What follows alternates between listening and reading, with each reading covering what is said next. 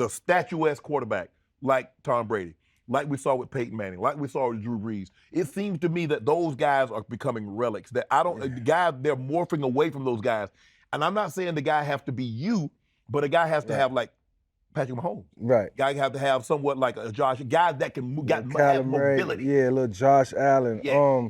It saddens me because I idolized Peyton and Drew and Tom for so many years. Like, even when it came to Madden, I'm like, man, I'm not playing with me. I'm not playing with Donovan, even though Donovan was dope on the game. Like, Steve McNair, I want what they got. You know, I would love to have what they have in terms of the sense of playing the quarterback position. Right. I want to get there one day. That's my ultimate goal, is to one day just come to the line, change plays. We moving, we running. And so to see, and it'll be some quarterbacks I thought Trevor Lawrence would be that guy, but still Trevor Lawrence can move a little bit. Trevor Lawrence can move. Can move, so it's like every guy who's coming in now, if you look at the guys who will be coming out in the next couple of years, was it Caleb Williams from USC? Caleb Williams, Bryce Young. Bryce Young. Young doesn't run as much, but you see obviously Caleb Williams can run. Yeah. But you see Bryce Young got better wheels. He got a little better wheels, and so it's like the game is trending towards, that's what coaches want. Right. You see Daniel Jones, like they call him Vanilla Vick. Like, I thought that was the funniest thing ever, but it was cool. With Tom, you saw Tom, and Tom was struggling this year. Obviously, he was going with some things off the field. Maybe we didn't know to the extent. Yeah.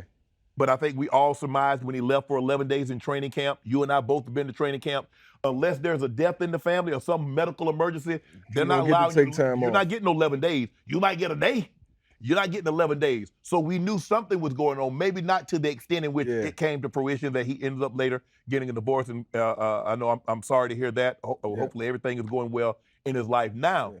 But what do you think was going on outside of dealing with what he was dealing off the field? What did you see watching Tom on the field? Yeah, it was no cohesiveness. And, you know, I heard you say it on the show, it's like the run game is not present. Any season I've ever been a part of where we didn't have a run game, it was tumultuous. It was horrible. It was hard to move the chain. It was hard to move the ball, and things just don't click. It's not as easy.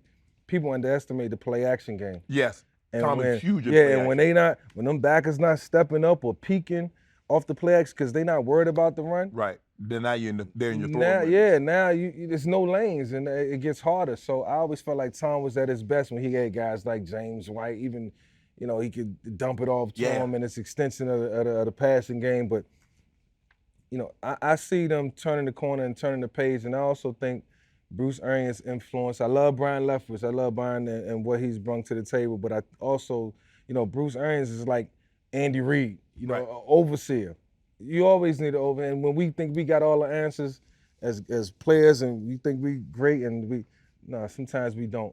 You know, sometimes we need that overseer. You know what to do. Hit the subscribe button and become an official member of Club Shay Shay, where we do something before two something.